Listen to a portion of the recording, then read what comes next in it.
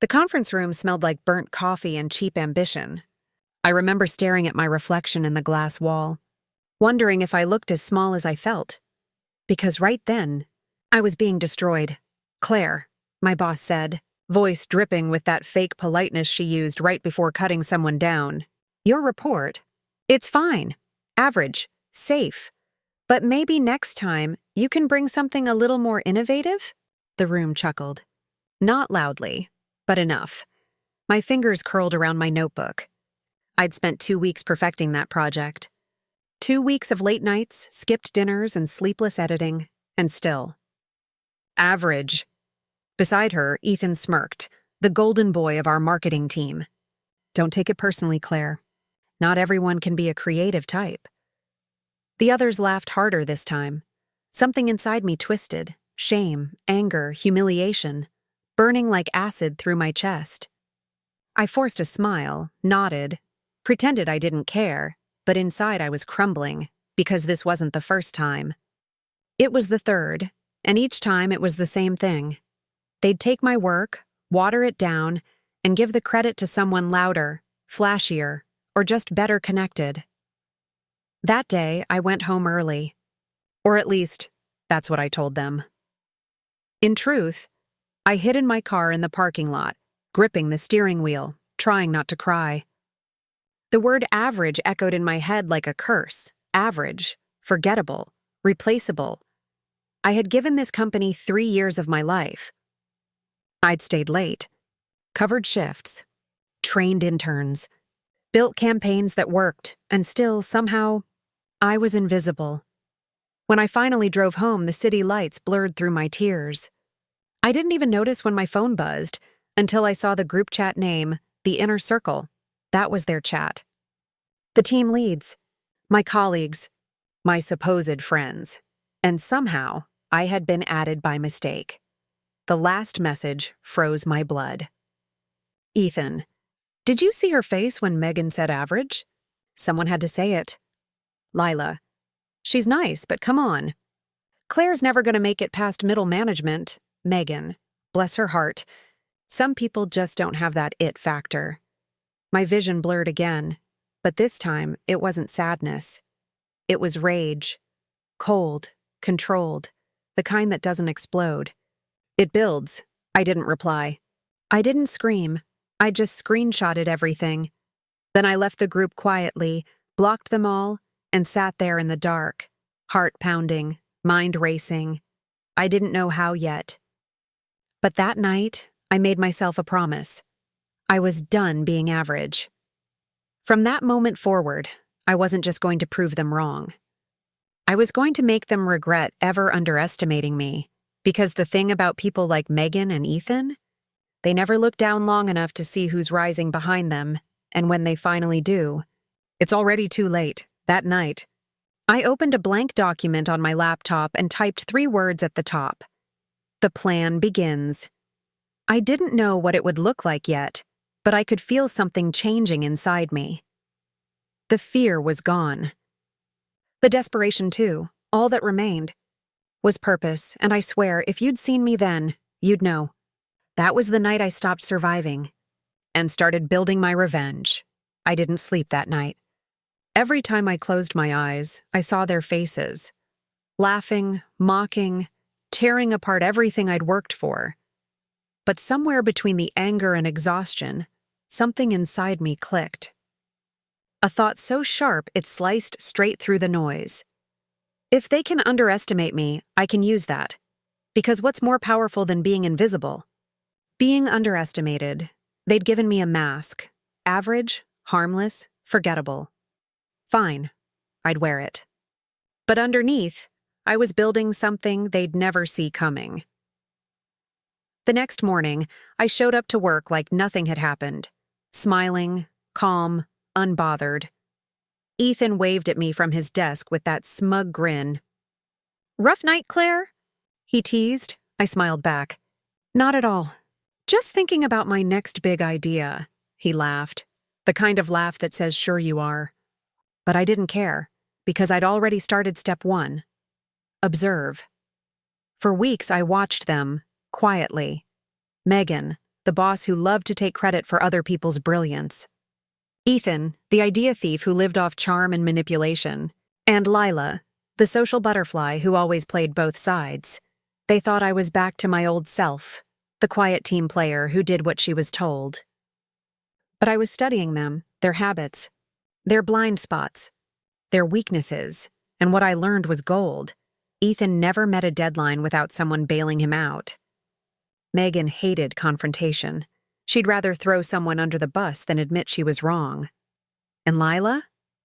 She couldn't keep a secret to save her life. They were so busy maintaining their shiny images, they didn't notice the cracks forming beneath them. I started small, offering to help Ethan polish his client pitches, volunteering to take the boring research work Megan didn't want, smiling at Lila during lunch breaks, pretending I'd forgiven everything. They let me in again because they thought I was harmless. And slowly, piece by piece, I started to build my foundation. One night, around 10 p.m., the office was empty except for me. I was working late on a proposal Megan had asked me to clean up. Except when I opened the shared folder, I realized she'd used my old ideas, word for word. She'd taken my presentation from last month, replaced my name with hers, and was planning to pitch it to the executive board as her own. That was my breaking point. But also, my opportunity. I didn't confront her. Not yet. Instead, I made a small, quiet change to the file. Something subtle. Something only the board would notice. Then I saved a copy to my drive. The next morning, she presented it like it was her masterpiece.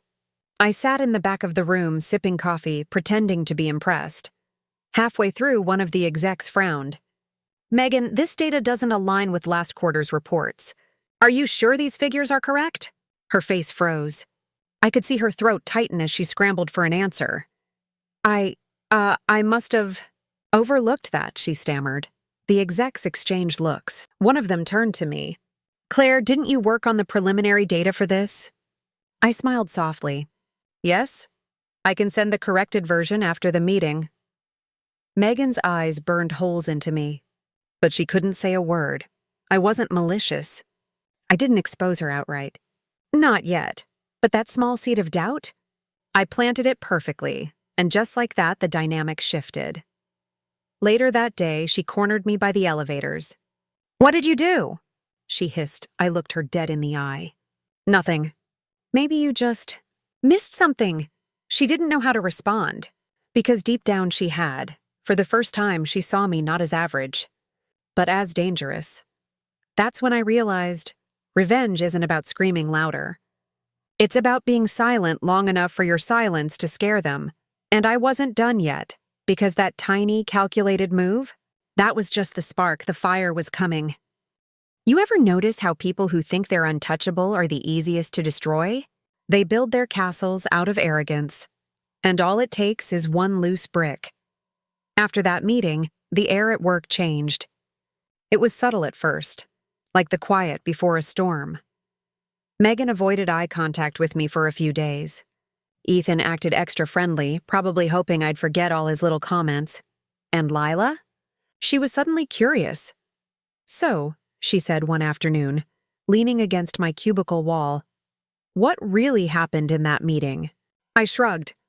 "Guess Megan was in a hurry," Lila smirked. She's been off her game lately. Maybe the pressure's finally getting to her." There it was, the spark catching fire. Lila was gossip gasoline, and I'd just handed her a match. Within a week, whispers started floating through the office. That Megan's reports had errors. That her leadership was slipping. That maybe she wasn't as sharp as she used to be. I didn't start the rumors. I just didn't stop them. And while everyone else dissected Megan's mistake, I quietly built my next move. The company was prepping for a major client pitch, a campaign worth millions. Everyone wanted to be part of it. Megan wanted the spotlight. Ethan wanted the credit. Me?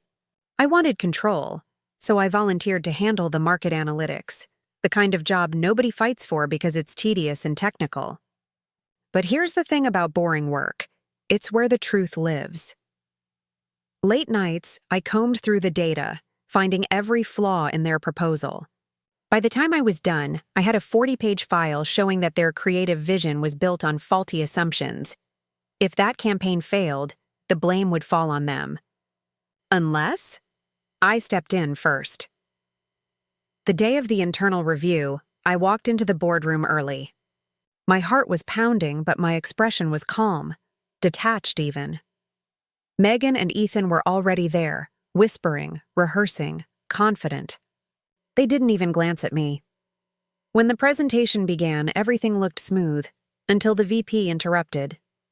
"These projections," he said, frowning at the screen, "they don't match our target audience data." "Who verified these?" Ethan straightened up.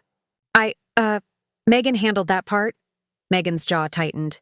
Actually, Ethan cross-checked the numbers. The VP sighed. "Claire, can you clarify? You were on analytics, correct?" I nodded. "Yes, I noticed some inconsistencies last week. I ran a parallel analysis. I have the corrected model here, if you'd like to see it."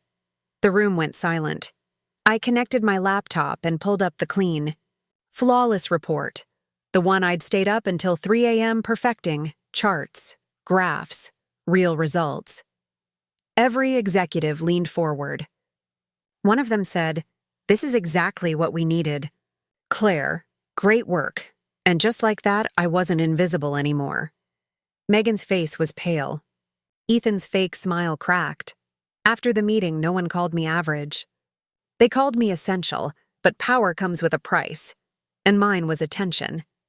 People started noticing me more. The quiet girl who suddenly had all the answers. The one executives trusted, but colleagues couldn't quite read, and that made them nervous. Lila pulled me aside one morning, voice hushed. "Word is, Megan's blaming you. Says you set her up." I looked her dead in the eyes. "Set her up?" "No, she did that to herself." Lila hesitated. "Well, she's talking to HR. Something about professionalism." I froze for half a second, then smiled. Of course she was. When people start to lose control, their first instinct is to point fingers. But she didn't know I'd already planned for that too. Because remember that group chat, the one where they mocked me? I still had those screenshots. Dated, time-stamped, verifiable. If she wanted to go to war, I'd let her fire first. Then I'd end it. That evening, as I packed up my things, I caught a glimpse of Megan through the glass conference room door, talking to HR, her voice sharp. Her gestures tense. She didn't see me watching. But I smiled anyway, because in that moment I realized something. I wasn't just surviving the fire anymore. I was feeding it, and soon, it was going to consume everything she'd built. I knew Megan wouldn't go quietly. People like her never do. They don't accept that their downfall is their own doing. They need a villain to blame. And now, apparently, that villain was me. The following Monday, I walked into the office and felt it immediately. The shift in the air. Eyes lingering a little too long. Whispers stopping the second I passed. Lila didn't meet my gaze. Ethan avoided me entirely. Something was brewing. By noon, I got the email. Subject, HR meeting. Performance review concerns. I almost laughed. Of course. The HR room smelled like printer toner and cheap perfume. Megan was already there, sitting across from our HR manager, Pamela, pretending to look concerned. She greeted me with a sweet smile that didn't touch her eyes. "Hey, Claire, I just wanted to clear the air. This isn't personal. Sure, and the Titanic was just a swim lesson." Pamela gestured for me to sit. "Megan's raised a few concerns," she said gently. "About collaboration, communication, and professionalism." Megan folded her hands. "I've noticed Claire's been taking on responsibilities outside her role," she began. "She's been bypassing me on certain reports. And some team members feel she's creating tension." I watched her perform. Every pause, every sigh, perfectly rehearsed. She was trying to make me look power-hungry, disrespectful, but the best performances crumble when the audience knows the ending. I took a breath and met Pamela's eyes. "I understand," I said. "May I share something?" I slid a printed document across the table. emails, timestamps, and the inner circle chat screenshots. Pamela's brows knitted as she read. The messages were all there. Every insult, every mocking line about me being average. Megan's smile faltered. "What is this?" she whispered. "Evidence," I said softly, "of a pattern of workplace harassment. From the same people who are now questioning my professionalism." Pamela's eyes widened. "Megan, did you write these?" Megan stammered. Those were jokes." Taken out of context, Pamela stood jaw tight. "I'll need to escalate this to upper management." The silence that followed was heavy. I could almost hear Megan's world cracking. I gathered my papers, stood up, and met her eyes. "This isn't personal," I said quietly. "Just clearing the air." Then I walked out. By the next morning, the office was buzzing. HR had launched an internal review. Megan had been asked to take a few days off. Ethan suddenly couldn't look me in the eye. Lila switched sides so fast she nearly tripped over her own guilt. "Claire," she whispered over coffee, "I had no idea she was talking about you like that." "That's awful." "Yeah," I said, stirring my drink. "Awful," but inside I felt something new. Not just satisfaction, power. Because for the first time, I wasn't the one being talked about. I was the one controlling the conversation. That week, I poured everything into my work. Late nights, perfect presentations, every deliverable flawless, every metric undeniable. If anyone questioned my competence, the numbers silenced them. Soon, executives started bypassing Megan's chain entirely, coming straight to me for approvals, advice, direction. It wasn't official yet, but everyone knew who was running things. And that's when Ethan made his move. He cornered me in the break room one evening. "Hey," he said quietly, "I just wanted to say, I always believed in you." I raised an eyebrow. "Really? That's funny. I remember laughter." He chuckled awkwardly. "Look, Megan's toxic. You know that. But we could work together now. You and me, partners." There it was. The opportunist revealing himself. "Partners," I repeated. "Sure. Let's start with honesty then. Did you help her send those messages?" His smile vanished. "What? No, Claire, you can't think I stepped closer, lowering my voice. "I think you should stop talking before you say something you'll regret." He froze. And for the first time, he looked small.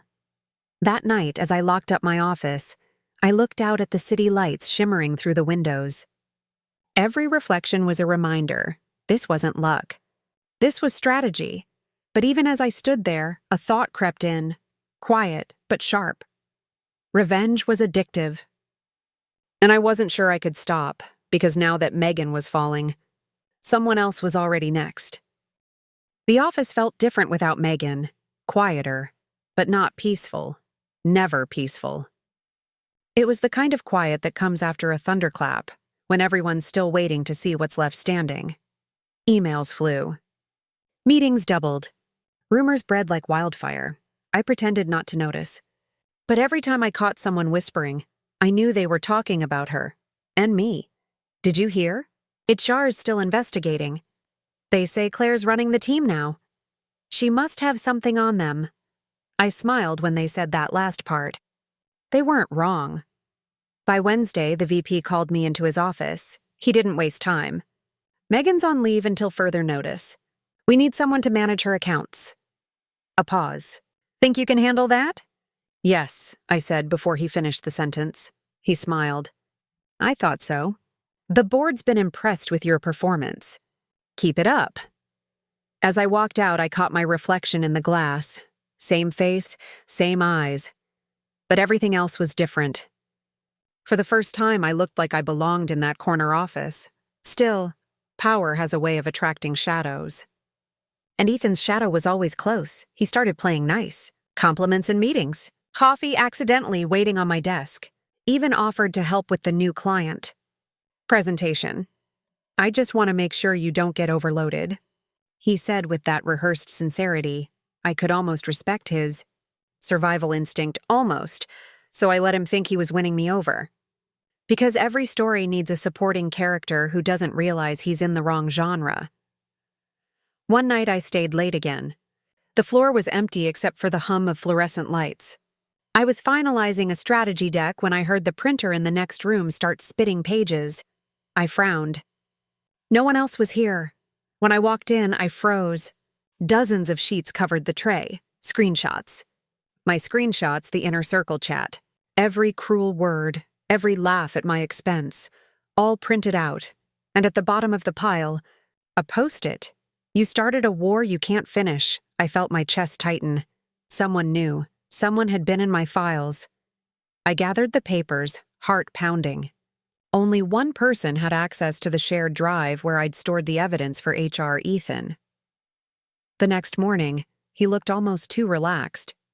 "Rough night?" he asked, sipping his coffee. I stared at him. "I know what you did," he smirked. "Do you?" "Because HR might be interested to hear how you've been collecting private messages."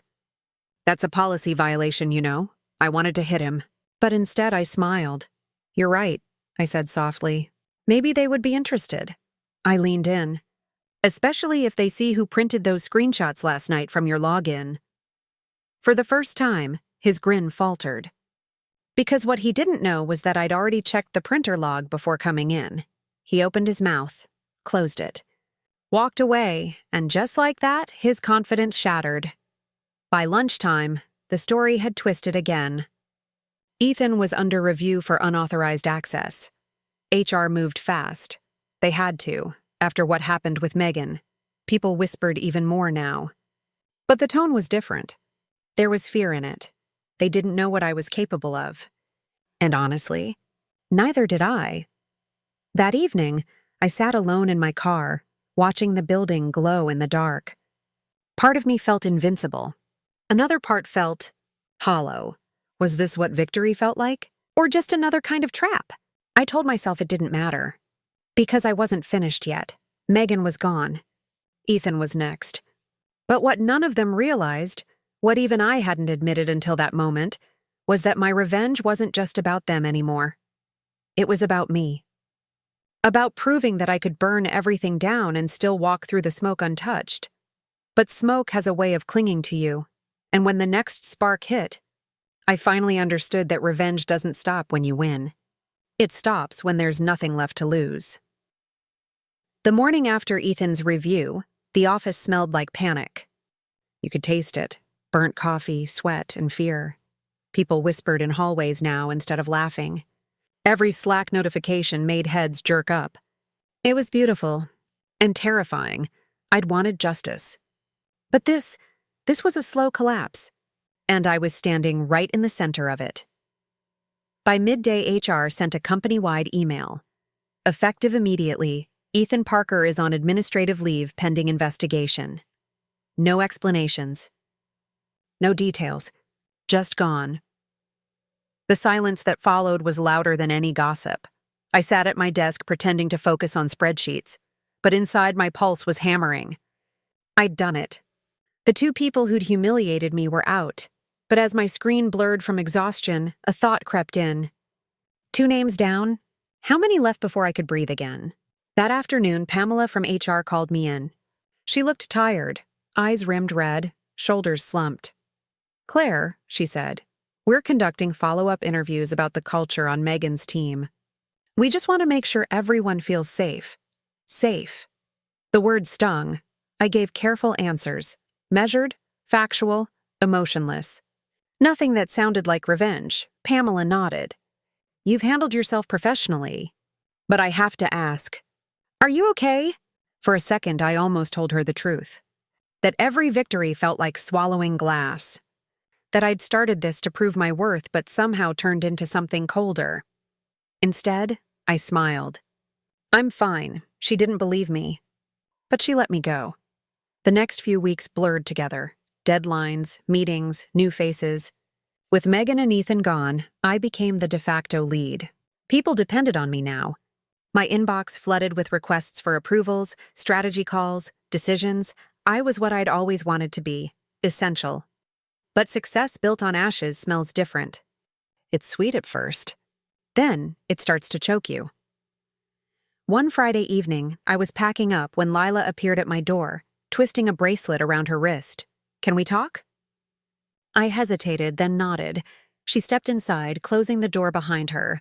Look, Claire, I need to tell you something. HR's digging deeper. They think someone leaked internal files to the press. My chest went cold. What files? Reports, emails, stuff that makes the department look bad. She lowered her voice. They think it was you. I laughed, short and sharp. Why would I do that? She shrugged helplessly. I don't know. But someone's feeding them your login data. Your name keeps popping up. The room tilted. This wasn't my plan. This was someone else's. That night I couldn't sleep. I tore through every folder, every system I'd touched. Nothing. Everything was clean. Then a notification blinked on my screen, an email from an unlisted address. Fair's fair, right? You took her down. You took me down. Let's see how you like being the suspect. No signature? No clue. But I knew the tone. Megan, she was back. Monday morning, HR called me in again. Pamela's polite smile was gone. 2 other managers sat beside her, silent. Claire, she said softly, we've discovered unauthorized transfers of confidential data from your account. We need to suspend you while we review. My throat closed. I didn't. Someone's framing me. I hope that's true, she said. But until we verify, we can't take chances. Her words echoed as I packed my things. The entire office watched, some shocked, some relieved, most pretending not to. For the first time in months, I wasn't the one pulling the strings. I was the one being dragged by them. Outside, the air hit cold against my skin. I stared up at the building, the same windows that had once looked down on me. I'd built this revenge like a house of mirrors. And now I was trapped inside it. But even as the panic clawed at me, another feeling rose from beneath it. Determination. If Megan thought this was the end of my story, she'd forgotten who she was dealing with, because I'd already burned everything once. I had nothing left to lose. The elevator doors closed behind me with a cruel finality. That ding, the one that used to signal possibility, now sounded like a sentence. Suspended. No pay. No trust. I walked out of the building I'd rebuilt with my own bare hands, now branded as the villain. But here's the thing about falling to the bottom. You stop being afraid of the dark. That night, I didn't cry. I didn't even scream. I brewed coffee, sat at my kitchen table, and stared at my laptop screen like it was a chessboard. Every move I'd made replayed in my mind. I'd been too careful to get sloppy, too cautious to get caught, so if someone had planted evidence under my name, they had access. They had knowledge, and they had a reason, my bet? It wasn't just Megan, it was whoever she'd dragged down with her. And Ethan was too proud to take the hit alone. I pulled up old Slack logs, meeting notes, email chains, hours of scrolling through words I'd once lived. At 2:17 a.m., I found something. A timestamp mismatch. Someone had accessed a confidential folder under my credentials at 10:03 p.m. on a night I wasn't even home. I'd been at my sister's birthday dinner. I checked my phone camera roll. Photo, timestamped, GPS tagged, perfect alibi. A grin tugged at my lips. There it was, a crack. The next morning, I called an old friend, Noah. He used to work in IT before getting tired of office politics. When he answered, I didn't waste time. Noah, I need your help. Someone framed me. I need to trace a login trail from my work account. He hesitated. Claire, you know that's illegal, right? So is destroying someone's career, I snapped. Please, he sighed. Send me the details. 2 hours later, Noah texted. Got something weird. Your credentials were used through a VPN. But the originating IP? It's from within the company network. From Ethan's old laptop, I stared at the screen. He wasn't even subtle. Ethan had access. He had motive. He had rage. And if he was working with Megan, then this was their revenge for my revenge. The irony almost made me laugh. Almost. I drove straight to Ethan's condo that afternoon. My hands trembled on the steering wheel, not from fear, but focus. When he opened the door, he looked startled, like a ghost had shown up on his doorstep. "Claire?" he said. "What are you—" I pushed past him. "Save it. You used my login to leak files." "I have proof," he smirked. "Proof or paranoia?" "Your laptop. VPN trace. You think HR won't find it?" His smile faltered. "Just for a second, but that second was all I needed. You don't understand," he said, voice low. "Megan made me. She said she'd ruin me if I didn't help." "Congratulations," I said. "Now you're both ruined." I turned to leave, but he grabbed my arm. "Claire, wait. It's not just us. Someone higher up wanted this." I froze. "What?" He looked terrified now. "They wanted to bury the data scandal. You got too close when you started fixing those reports. They wanted a scapegoat, and Megan volunteered your name." My stomach dropped. This wasn't personal anymore. This was corporate.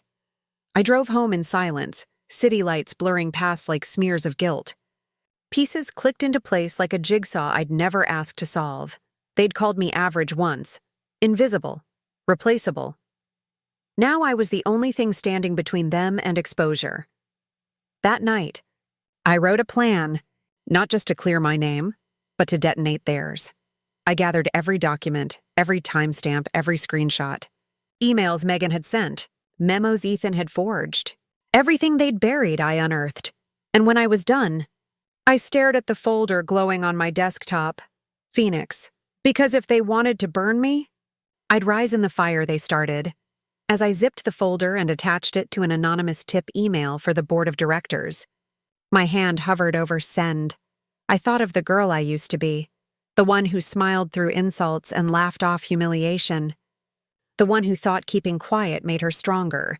She was gone now. In her place stood someone who knew exactly what she was worth. I clicked send, and just like that, the fuse was lit. The moment I hit send, I expected silence. Maybe guilt, maybe fear, but what came instead was calm. For the first time in months, I slept, really slept, without replaying conversations in my head, without bracing for impact. Because I knew impact was coming, and this time it wasn't coming for me. 3 days later, I woke up to a storm. Not the kind you hear outside your window, the kind that shakes your phone off the nightstand. 36 missed calls. 47 unread messages, and one headline that made me sit up straight. Exclusive. Internal leak exposes fraud at Danton and Rowe Marketing. Executives under fire. The article was everywhere. LinkedIn, Reddit, Twitter, every professional forum that ever mattered. And right there, halfway through the second paragraph, anonymous sources have provided detailed evidence of falsified performance data, internal manipulation, and unethical dismissals within the company's senior management. They didn't name me. They didn't have to. Everyone knew. By noon, the board held an emergency meeting. The same directors who'd once smiled condescendingly through my presentations now looked like they were aging in real time. Megan's name was on the report. Ethan's too, both cited as primary participants in document falsification. Pamela from HR called me that evening. Her voice was shaky. "Claire, can we talk?" I met her at a downtown cafe, quiet and empty, except for the sound of steaming milk and whispered rumors. She slid into the seat across from me, avoiding eye contact. "I don't know how to say this," she said, "but the board reviewed your suspension. You've been cleared of all charges." I exhaled. Finally. But she didn't stop there. "They want to offer you a promotion. Director of Client Operations." I blinked. "What?" "You exposed a system that's been rotting for years," she said quietly. "They think you deserve to rebuild it. Rebuild it." The irony was poetic. I nodded slowly, pretending to consider it. But in truth, I'd already decided. I wasn't rebuilding anything. I was finishing what I started. That weekend, the fallout deepened. Ethan disappeared, his LinkedIn wiped, his apartment emptied. Megan, on the other hand, did the opposite. She went public. Posted some crocodile tear statement on social media. I was wrongfully accused. The real culprit manipulated evidence to save herself. The comment section tore her apart. But still, something about it gnawed at me. How did she get hold of the internal evidence so fast? Unless she still had someone feeding her from the inside. Monday morning, I walked into the office for the first time since the suspension. All eyes turned, some smiled cautiously. Others looked away. A few whispered, not realizing I could see their reflections in the glass. I didn't care. My heels clicked against the polished floor as I made my way to my new office, Megan's old one. The irony wasn't lost on me. Her nameplate was still there, half peeled off. I pressed my thumb against it until it came free. Then I whispered, "Checkmate." By noon, my inbox exploded again, but not with congratulations this time. Noah texted, "You need to see this." He sent a screenshot. Another anonymous leak. But this one wasn't about the company. It was about me. Insider, the woman behind the Danton and Rowe scandal. Sources say Claire Miller orchestrated the entire downfall to advance her career. My stomach dropped. The article was littered with details only an insider could know. Dates, private conversations, even phrases I'd said behind closed doors. Someone was trying to destroy me all over again. And this time, it was working. By evening, HR called again. "Claire, we need to talk about these new allegations." I laughed bitterly. Of course they did. When I hung up, I looked out the window, city lights flickering like dying stars. For a second, I saw my reflection in the glass. Tired eyes, tight jaw, a woman who'd built her power from the wreckage of betrayal and was now watching it crumble again. But something inside me hardened. They could try to bury me again. But they'd forgotten. I'd already learned how to dig. I opened my laptop and began typing. Every name, every timestamp, every whisper I'd heard since this began. If they wanted a war, I'd give them one.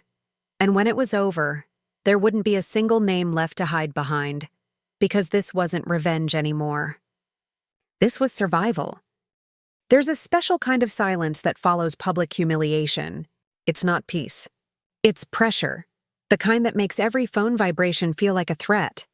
Every email like a ticking bomb. I was trending now, not for my work, not for my revenge, but as the woman who burned down her own company. The story had twisted beyond recognition, and somehow I had become the villain in my own victory.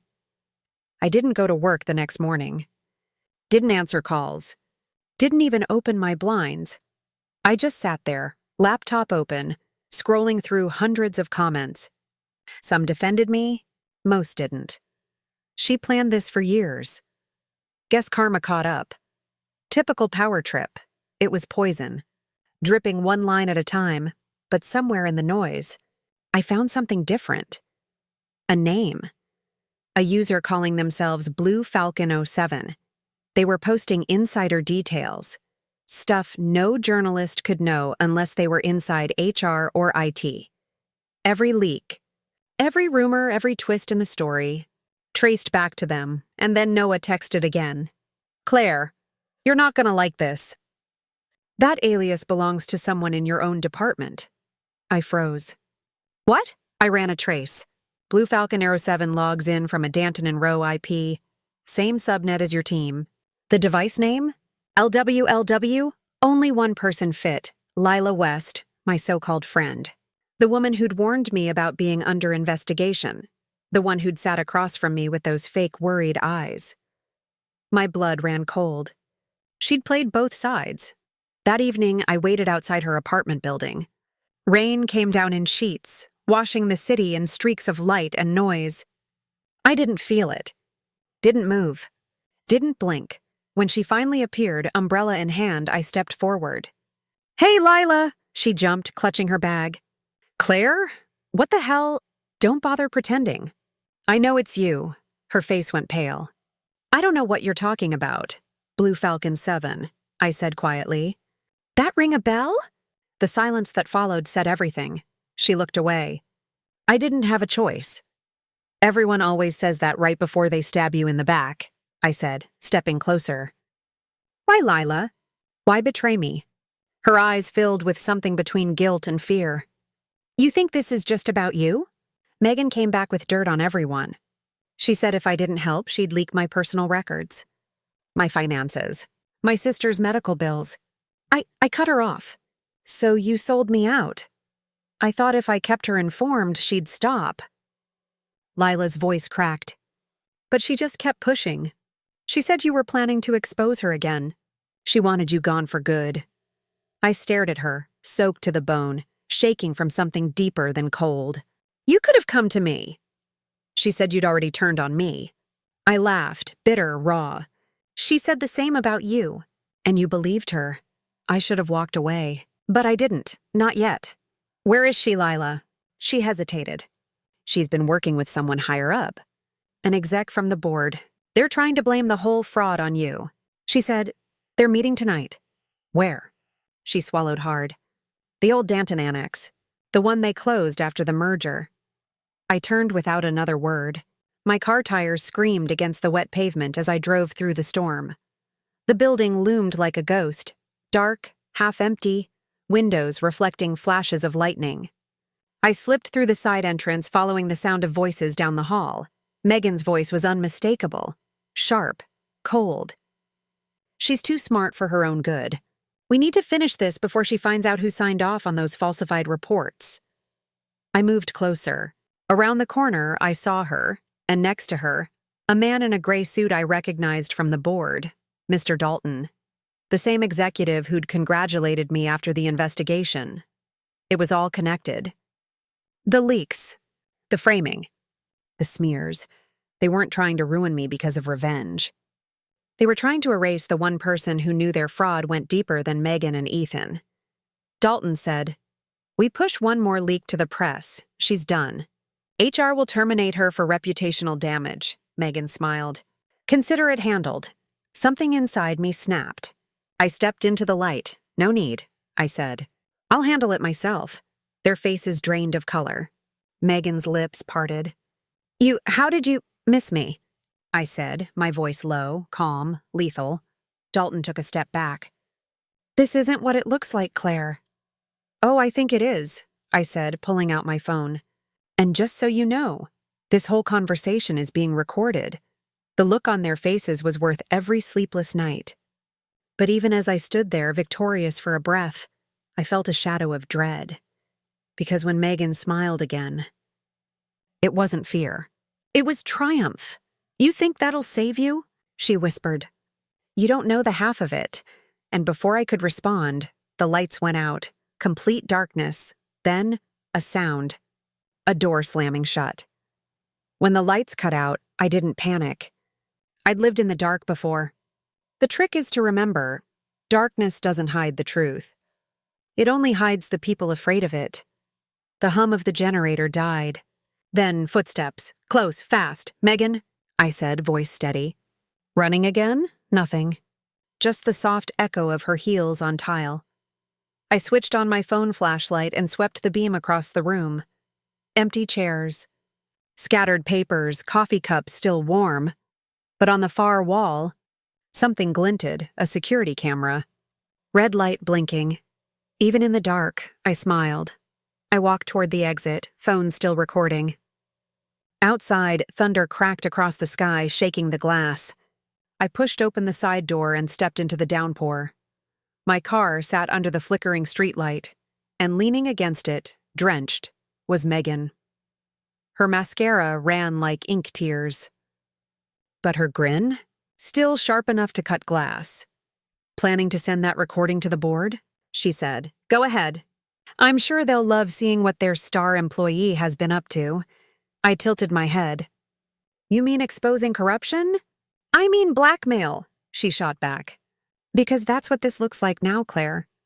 You record one private meeting and suddenly you're the manipulative one again." Her words hit like poison. Because she wasn't wrong. In the court of corporate PR, optics kill faster than truth. I took a step closer, rain running cold down my neck. "You really don't know when to stop, do you?" "Stop?" Megan laughed, a bitter, hollow sound. "Sweetheart, this is survival. You think you're the only one who got humiliated? The only one who had to crawl back from nothing?" For the first time I saw it, the exhaustion behind her bravado. The fear. The same fear I'd lived with for years.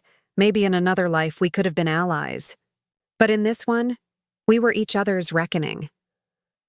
I pulled the flash drive from my pocket, the one I'd backed up earlier. "Here," I said, holding it out. "Everything you wanted. Delete the files, walk away, end this." She hesitated, eyes darting between me and the drive. "You're serious?" "Dead serious." Her hand trembled as she reached out, and that's when headlights exploded behind her. A black SUV screeched to a stop. 2 men in suits jumped out. Dalton's voice roared through the rain. "Grab her." For a split second, I thought he meant me. But they went for Megan. She screamed, dropping the flash drive. I dove for it, hitting the pavement hard. Dalton shouted again, "No loose ends." Loose ends? That's what we both were. The next few seconds blurred. Shouts, thunder.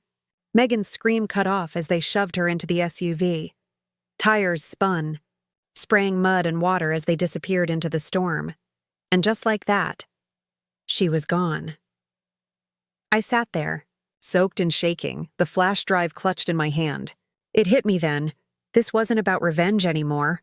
It never really was. It was about power. And power didn't come from winning. It came from surviving long enough to watch the liars eat each other alive. The next morning, I walked into the board meeting uninvited. Every executive in that gleaming glass room froze. I dropped the flash drive onto the table. "Everything you've been covering up is on there," I said. "Data tampering, financial manipulation, falsified contracts. You can destroy it or open it. Either way, I'm done being your scapegoat." One of the directors opened his mouth to protest. I cut him off. "Here's the real twist," I said. "That file's already backed up in 4 different places, and one of them is with the press."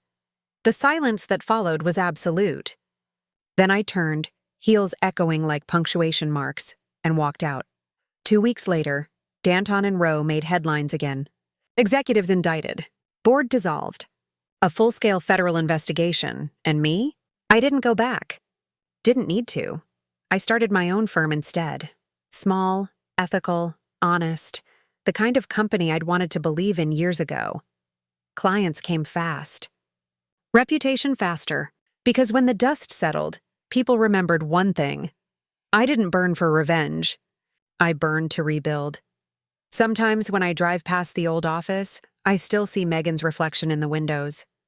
Not as an enemy, but as a warning. People will call you average. They'll make you question your worth, your sanity, your dreams.